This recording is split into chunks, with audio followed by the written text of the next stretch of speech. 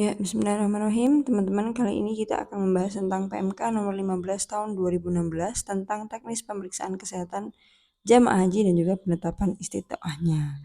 Kali ini saya revisi karena yang sebelumnya suara saya kurang jelas, ya mudah-mudahan yang versi ini lebih jelas. Untuk teman-teman yang sudah membaca PMK nomor 2118 tahun 2023, jangan lupa tetap dikaitkan karena ini adalah foundation atau basic materi dari pemeriksaan kesehatan jamaah dan juga penetapan istitoahnya. Banyak sekali kemarin tes yang keluar, tetap ambil dari PMK ini, gitu ya. Oke, pertama yang harus kita tahu adalah apa sih istitoah itu, gitu ya. Istitoah adalah kemampuan fisik ataupun mental jamaah haji yang harus diukur dan ditetapkan untuk melaksanakan seluruh etape ibadah haji. Gitu ya, karena saking beratnya ibadah haji sehingga harus diukur dan ditetapkan. Apa aja yang harus kita tahu? Jadi keywordnya ini adalah dua, pemeriksaan dan juga pembinaan gitu. Pemeriksaan nanti ada tahap 1 dan tahap 2 yang dilaksanakan di puskesmas dan juga ada tahap 3 yang akan kita bahas. Oke, jadi pertama adalah pemeriksaan tahap 1 yang dilakukan di puskesmas. Apa aja? Anamnesis, pemeriksaan fisik, penunjang, diagnosis, dan yang terakhir adalah penetapan apakah jamaahnya risti atau non-risti.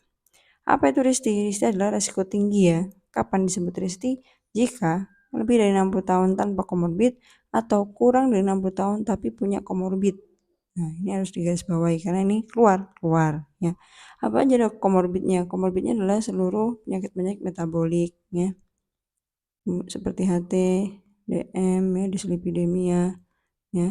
Dan juga penyakit-penyakit kronis yang sangat mengganggu aktivitas ya, yang memberatkan. Seperti kalau jantung ya PJK, CHF, atau kalau paru PPOK, atau bahkan sampai TKD ya.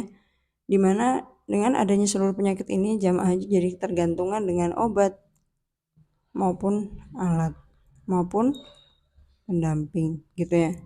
Nah, kenapa harus ditentukan risti? Karena nanti seluruh jamaah haji yang risti non-risti akan mendapatkan kartu kesehatan yang selalu dipakai gitu. Nah, itu ada warnanya. Yang risti nanti warnanya adalah orange, yang non-risti warnanya nanti putih. Dan juga akan dapat gelang ya dengan kriteria seperti ini ya. Kenapa harus ada kriteria ini ya? Merah dengan komorbid lebih dari 60 tahun, kuning kurang dari 60 tahun dengan komorbid, hijau lebih dari 60 tahun tapi tanpa komorbid, karena ini adalah dasar kita untuk melakukan mitigasi top 50 pasien risti. Jadi kita harus menentukan nih 50 pasien, 50 jamaah yang harus benar-benar diawasi sampai dibuatkan berapa hari sekali jamaah ini harus kita kontrol gitu ya, visitasi dan sebagainya. Oke. Nah, risti dan non-risti. Kenapa? Karena yang risti akan kita bina di masa tunggu supaya nanti pada saat pemeriksaan tahap 2 beliau bisa memenuhi syarat istitoah. Gitu ya, tujuannya seperti itu. Oke, setelah pemeriksaan tahap 1 apa yang dilakukan? Pembinaan, dibina. Ya, ternyata ketemu nih dari 100 jamaah di wilayah puskesmas A ternyata 90%-nya risti misalnya. Jadi ini PR-nya banyak sekali untuk dibina. Apa aja pembinaannya ini ya?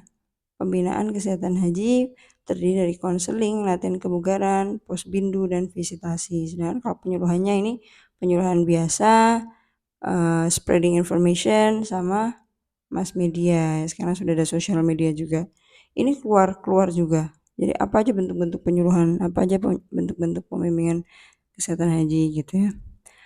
Kemudian setelah dibina di masa tunggu, diharapkan semua komorbid terkontrol, makanan lebih baik. Jamaah haji akan masuk ke pemeriksaan tahap 2, di mana ini tetap dilakukan di puskesmas. Apa yang membedakan dari pemeriksaan tahap 1 adalah nomor 3 ini, hasil dan juga rekom dokter spesialis. Ya, karena ini nanti yang menentukan diagnosis dan juga diakhiri dengan penetapan istitoah dan tindak lanjut. Nah, ada 4 kriteria penetapan istitoah yang harus teman-teman tahu. Yang pertama adalah memenuhi syarat istitoah. Jika apa? Jika jamaahnya sehat, bisa beribadah tanpa alat, obat maupun pendamping. Ditambah tes kebugarannya hasilnya cukup ya.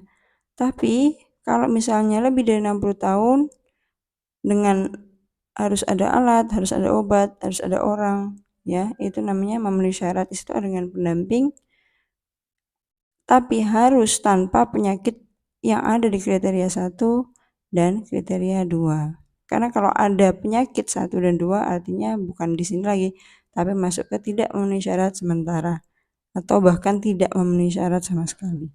Gitu ya. Apa aja penyakit nomor 1 ini tidak memenuhi syarat sementara? Keywordnya adalah akut. Jadi sesuatu yang akut tuh pasti bisa relief, bisa sembuh ya. Ditunggu aja, diobservasi. Ya apa aja?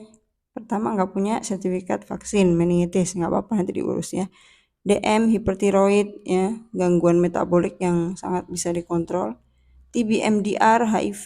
Nah ini teman-teman harus lihat ini dan bandingkan dengan PMK yang terbaru 2118 tadi. Ya, ada beberapa perbedaan. Salah satunya adalah di kriteria ini ditambahkan tanpa alat, obat, dan orang.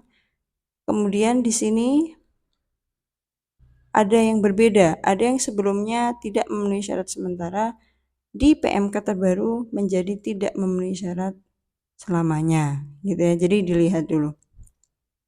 Untuk yang ini kriteria tidak memenuhi syarat sementara maupun enggak, tetap mengikuti yang baru ya teman-teman. Jangan memenuhi yang ini. Cuman tetap teman-teman harus tahu dulu kenapa sebelumnya di sini misalnya kemudian pindah ke sini, gitu ya.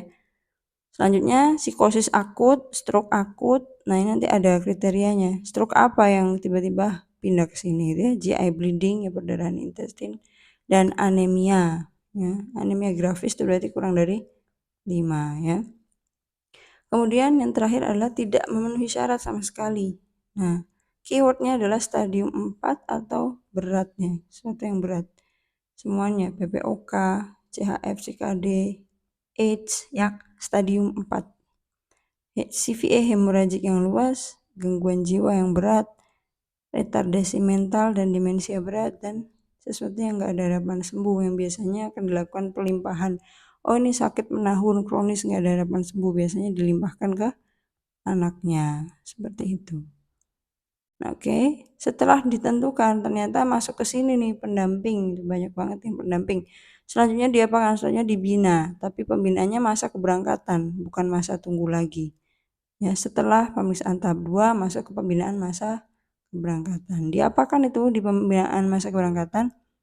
Ya, ini ada pembinaan haji terpadu. Jadi diperiksa lagi, diukur kebugaran lagi, dan juga dilakukan penyuluhan. Di pengukuran kebugaran biasanya akan ada rockport, ya ini jalan sekitar 1,6 kilo, nanti akan dihitung waktunya, atau 6-minute walking test, jalan sekitar 6 menit, nanti akan dihitung berapa jarak tempuh terjauhnya gitu ya. Atau yang terakhir adalah HVLT atau pemeriksaan demensia sederhana. Ini juga yang akan membedakan dari pemeriksaan terbaru di PMK 2118 tahun 2023, nanti pemeriksaannya akan ditambah banyak banget di seputar kesehatan mental, kesehatan jiwa, dan activity daily living. Ya. Setelah dibina di masa keberangkatan, jamaah haji akan masuk ke tahap 3. Pemeriksaan ini akan dilakukan di embarkasi.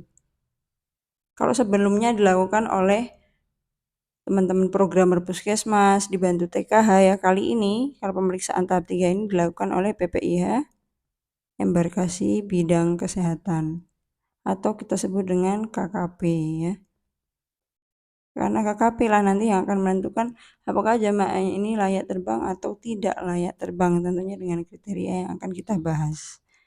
Ya, layak terbang ini harusnya dulunya ada hamil di usia sekian-sekian, tapi setahu saya sudah tidak ada lagi jamaah haji hamil ya, karena setelah saking beratnya haji sehingga saya nggak pernah lihat lagi ada jamaah haji hamil. Nanti kita lihat lampiran apa saja yang dilakukan di embarkasi oleh PPIH embarkasi bidang kesehatan, sama semuanya, bedanya adalah di setelah diagnosis, bukan lagi penetapan istiqtoah tapi penetapan layak terbang dan tindak lanjut gitu. Kalau sudah dilakukan layak terbang, dinyatakan layak terbang, biasanya dilakukan H-1 sebelum pesawatnya take off. Makanya jamaah haji itu nginep 1 malam. Misalnya berangkat ke Madinah untuk gelombang 1 di tanggal 3, berarti tanggal 2 itu sudah masuk asrama haji dan dilakukan pemeriksaan ini tahap 3. Ya, seperti itu. Biasanya banyak sekali jamaah yang hipertensi krisis ya, diabetes juga hiperglikemi karena kebanyakan begadang, kebanyakan tamu, kecapean dan lain sebagainya, sehingga teman-teman sangat disarankan untuk membawa obat-obatan pada saat pemeriksaan tahap 3 supaya jamaahnya nggak usah dirujuk ke klinik, kasihan. Nah, ini adalah kriteria layak terbang atau enggak. Ya, silakan dibaca dan dilihat keyword-keywordnya saja. Contoh, angina ya. Angina kalau layak terbang gimana? Terkontrol. Ya. Pada saat istirahat enakan. Jangan sampai istirahat pun nyeri dada. Langsung ini jadinya tidak layak gitu ya. Infak miokard kalau lebih dari 10 hari nggak ada komplikasi. CHF ya, gagal jantung stabil, terkontrol. Keyword-keywordnya tuh stabil, terkontrol ya, nggak kumat waktu istirahat. Terus harinya juga golden periodnya yang aman ya. Contohnya TB. Kalau minimal 2 minggu pengobatan tanpa gejala atau BTA-nya konversi, ini dilihat. Ya, kalau ada jamaah haji yang merasa saya kok dicampur sama pasien TB gitu ya, ada kemarin. TB kan menular bla bla bla. Kita harus bisa menjelaskan bahwa pengobatan di atas 2 minggu itu secara hukum oleh KKP itu layak terbang. Artinya harusnya BTA-nya sudah sangat turun ya, atau bahkan konversi sehingga sudah tidak menular. Tuh. Ya, karena nanti ini batuk terus nih TB nih, pengobatan kan ketahuan ya, itu jangan sampai teman-teman membiarkan jamaahnya terkucilkan gitu ya, karena ini ada aturannya, kecuali nggak diobati baru kita salah ya. Kemudian ini COPD ya, yang paling banyak. PPOK banyak sekali nggak kelihatan, tahu-tahu di sana exacerbasi akut ya, karena cuaca, karena capek, atau di pesawat yang makin lama makin tinggi atmosfernya ya, O2-nya menipis sehingga sesek. Nah, ini jangan sampai ya. Akan diperiksa juga spirometrinya. Teman-teman lihat di PMK yang terbaru juga. Kalau nggak ada exacerbasi, nggak ada infeksi, bisa berjalan, ini kepotong ya, bisa berjalan sekian meter ya, aman ya. Jadi teman-teman akan lihat detailnya di DUS 118 2023 karena akan ada hasil pemeriksaan FEV1 dari spirometrinya atau hasil pemeriksaan 6 minute walking testnya. Oke, ini contohnya anemia juga kalau masih di bawah 8,5 belum bisa. Jadi, dok saya anemia berapa? 9. Ya nggak apa-apa, layak gitu ya. Ini hipertensi pulmonal ya, cystic fibrosis, asma. Nah, seperti ini. Besok di yang terbaru akan ada hasil FEV1 ya. Ini dan seterusnya dibaca sendiri di CVE. Harus sekian hari stabil atau 2 minggu. Seperti ini ya, baru layak. Oke, dan lain sebagainya. Silakan untuk teman-teman dibaca dan di screenshot ya, pelan-pelan dilambatkan. Oke, sampai sini dulu penjelasan saya tentang PMK nomor 15 tahun 2016. Selamat belajar, sampai ketemu di materi berikutnya.